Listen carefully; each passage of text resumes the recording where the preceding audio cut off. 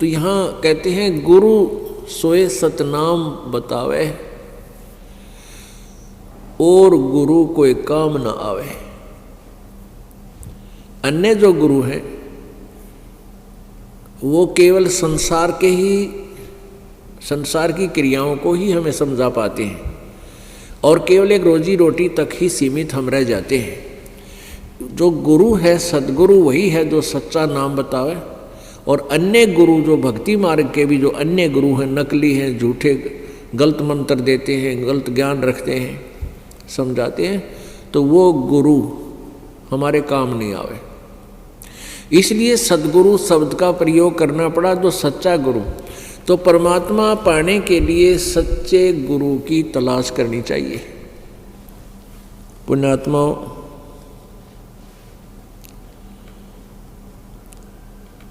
परमात्मा पूर्ण ब्रह्म सर्वश्रेष्ठी रचनहार कबीर देव कबीर साहब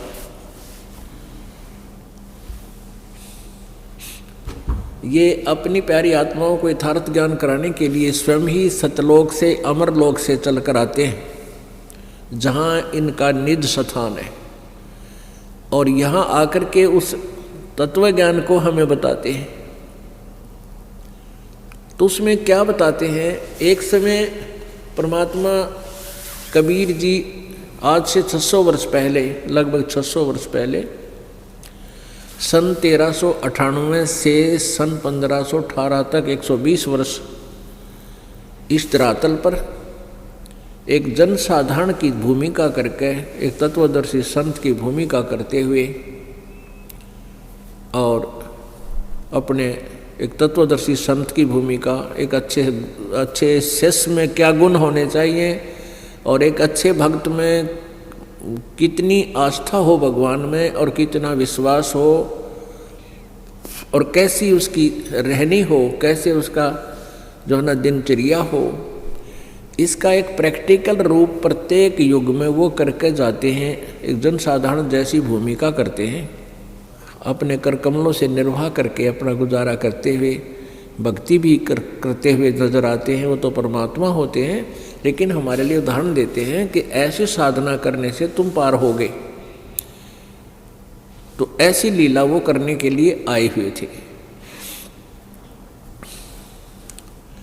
और एक जुलाहे का कार्य करने से, ताना कपड़ा बुनने के कारण, जुलाहे का कार्य करने के कारण वो जुलाहा कहलाए। वो परमात्मा सहस्री राय थे, किसी माँ से जन्म नहीं लिया था। काशी शहर जिसको बनारस भी बोलते हैं, उस काशी शहर के अंदर एक लहर तारा नामक तालाब है, आज भी विद्यमान है। उसमें तो और ज़्यादा वो अपने यथार्थ रूप में था। उसमें कमल के फूल खिले हुए थे। परमात्मा सतलोक से आए, एक शिशु रूप धारण किया और कमल के फूल पर विराजमान हो गए।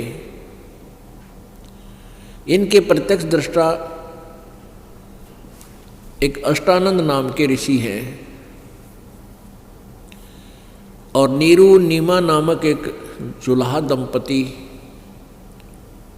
उनको उठा ले गया परमात्मा बालक रूप में। वो निसंतान थे और परमात्मा की परवरिश की लीला एक जुलाहे के घर हुई। फिर बड़े होकर के उसी जुलाहे के कार्य को करने लगे, जिस कारण से जुलाहा कहलाए। उनके कोई माता पिता नहीं है। तो जब परमात्मा यहाँ आए हुए थे, 120 वर्ष तक रहे, बड़े हुए। जब 5 वर्ष की आयु में ही उन्होंने बड़े बड़े विद्वानों के छक्के छुड़ा दिए थे। किसी के पास जवाब नहीं था। परमात्मा प्रश्न किया करते थे, कौन ब्रह्मा का पिता है, कौन विष्णु की माँ और शंकर का दादा कौन है, मंडलेश्वर दे बता। जिसके पास भी जाते थे कि ब्राह्मण, हे ऋषि, ये प्रश्न उत्तर दो। वो कहा करते थे, इनके कोई माता पिता नहीं है, तो अजरो अमर हैं, सर्वेश्वर हैं, महेश्वर हैं और ये सारी सृष्टि की यही करता है, यही सतिथि सृष्टि करता, यही सतिथि करता, ये संहार करता। लेकिन परमात्मा बताया करते थे, नहीं, आप गलत ज्ञान दे रहे हो, तुम अपने ही सदग्रंथों से परिचित नहीं हो। उस समय परमात्मा की, परमेश्वर कबीर जी की वाणी को किसी ने विश्वास नहीं किया, नहीं समझा। और वही वाणी 600 वर्ष पहले लिखी हुई आज आपके समक्ष और बता रहे हैं। और हमारे सदग्रंथ जिनको हम सच्चे ग्रंथ मानते थे, जैसे पुराण, पवित्र 18 पुराण, पवित्र श्रीमद् भगवत गीता, पवित्र चारों वेद, ये उस परमेश्वर कबीर जी का ही गुणगान करते हैं। और ब्रह्मा विष्णु महेश की यथार्थ जीवनी से वो परिचित करा रहे हैं कि इनका जन्म मृत्यु होता है, दुर्गा इनकी माता है, ज्योति निरंजन इनका पिता, ये काल रूपी भगवान ब्रह्म। तो पुण्यात्माओं, परमात्मा जगह जगह जाकर सत्संग किया करते थे और यही विचार व्यक्त करते थे कि परमात्मा पाने के लिए सबसे पहले गुरु जी की आवश्यकता है। पहले तो ये डिफरेंस बताते थे कि तुम जिन भगवानों का जाप करते हो, भक्ति करते हो,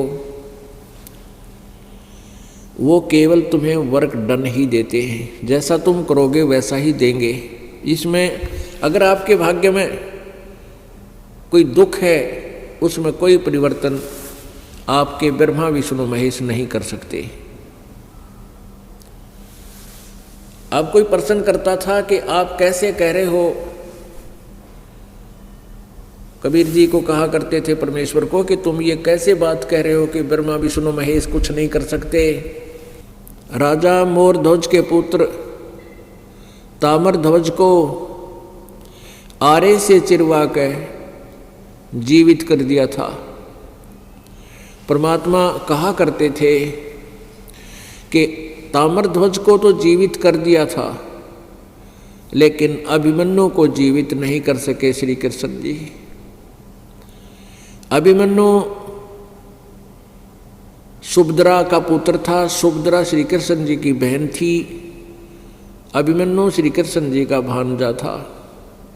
अपने भांजे को जीवित नहीं कर सका, जबकि पांडवों का कुल नाश हो रहा था।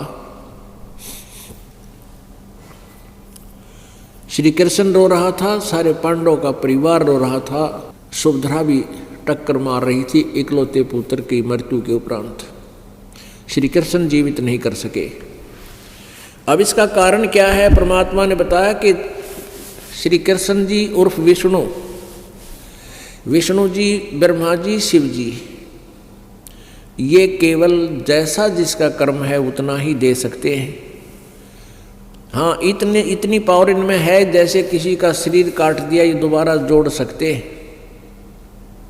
जैसे तामर ध्वज को आरे से चिरवा कर 2 फाड़ करवा दिया था, मृत्यु को प्राप्त हो गया था, उस शरीर को भगवान श्री कृष्ण जी ने पुनः जोड़ दिया, फिर जीवित कर दिया।